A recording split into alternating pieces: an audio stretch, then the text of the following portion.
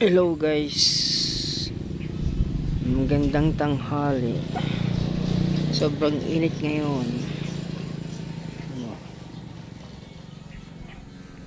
Pahinga muna tayo habang wala si Foreman. Nakikita niya pangit ko pati bunga